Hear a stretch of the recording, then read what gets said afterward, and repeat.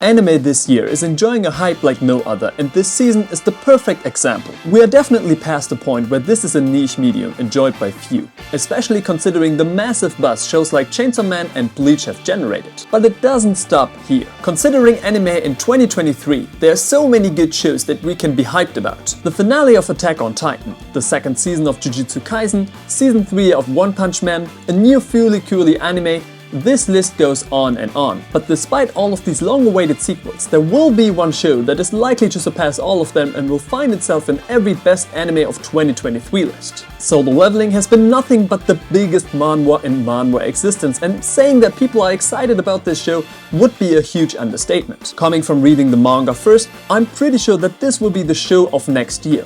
But there is something I need to talk about. Solo Leveling, despite being one of the most enjoyable reads I had in a very long time, missed something crucial: a good antagonist. So let me explain why this show is still a masterpiece of a power fantasy but misses the chance of being the emotional roller coaster it could have been. I was fairly late to the trend of manhwa and only recently started to read Solo Leveling. But now that I've read over 70 chapters of the story, I can totally understand why people are in love with this series. In a world where mysterious dungeons are opening, releasing beastly creatures onto humanity, a small portion of society gains special powers to fight against these monsters. Whenever another portal opens, a group of hunters would gather to combat these beasts. Similar to your favorite RPG, these hunters are crafting the materials within the dungeon to get a higher rank and increase their strength. Meet Sun Jin-woo, an inconspicuous E rank and for many considered to be the weakest hunter in all of Korea. After accidentally entering a dungeon beyond their strength, Sun Jin-woo and a group of hunters are brutally attacked,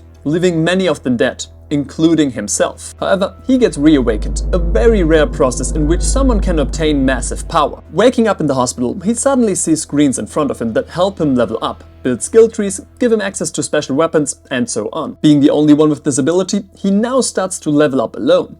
Hence the title, to quickly become one of the most powerful hunters the world has ever seen. If you think like this sounds like your typical shonen power fantasy that you have probably seen 100 times before, then yeah, you're right. All these aspects you have seen in other shows are represented here as well, but Solo Leveling presents them in the most entertaining way. The biggest strength of this show is its pacing. The story progresses in light speed, builds up immense tension in every chapter and will leave you with the urge for more. In my research for this video, I found out that people actually read all 180 chapters in one sit-through, and even I had moments where I completely lost track of time because I was so lost in the world of Solo Leveling. Just when you believe that the show has exhausted its potential, it starts to introduce new exciting abilities of Sun Jin-woo, uncovers new facets of the dungeons they are raiding, or an unexpected event turns the world of the series upside down. Yes, the show is pure style over substance, fulfills every trope of a power fantasy manga, but in the end it's just too cool and over stylized that I would actually be bothered by it. Without a doubt, this is a genre in its perfection, and I don't know any manga or anime that can do power fantasy better than Solo Leveling. However, while the show convinces in some aspects like no other, it actually neglects one of the most important facets of storytelling: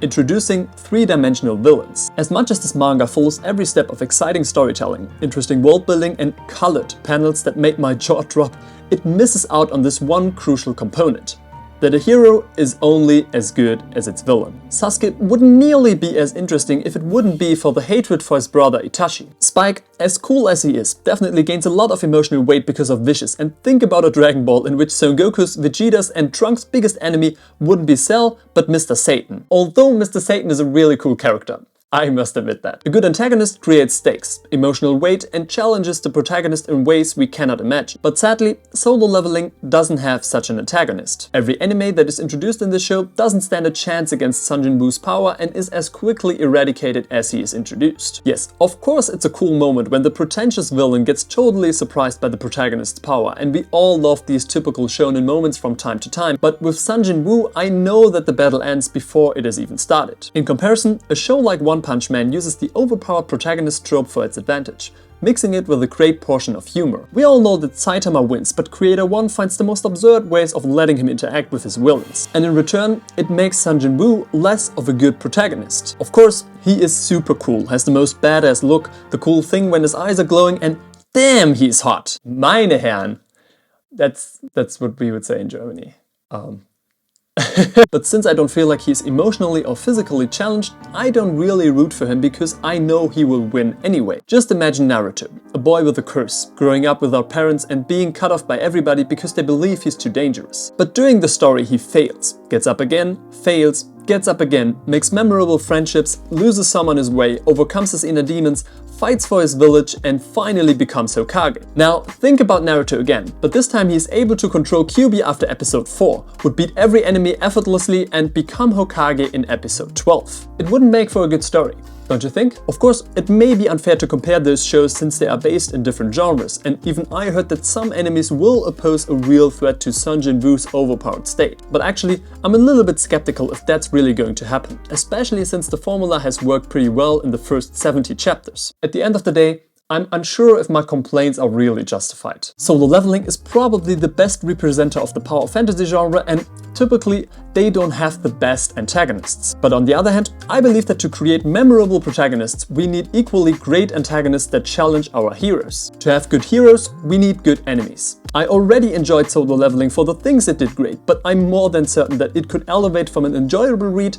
to an amazing one if it had better enemies. Well, if you loved power fantasy shows before, then I can promise you that you will love this anime. In my opinion, Solo Leveling has perfected a genre in a sense, and for that it deserves the highest respect. However, I still believe that there was a lot of unused potential, and I'm a little sad that I might not get to see that. With the right antagonistic force, this show would add emotional weight to an already exciting show. However, it still remains a highly fun ride, and I'm sure that 2023 will be a better anime year with Solo Leveling. Over here, you can check out why Blue Lock is actually one of the most amazing soccer anime in decades. My name is Leon, thank you so much for watching, and I hope to see you guys in the next one. Bye bye!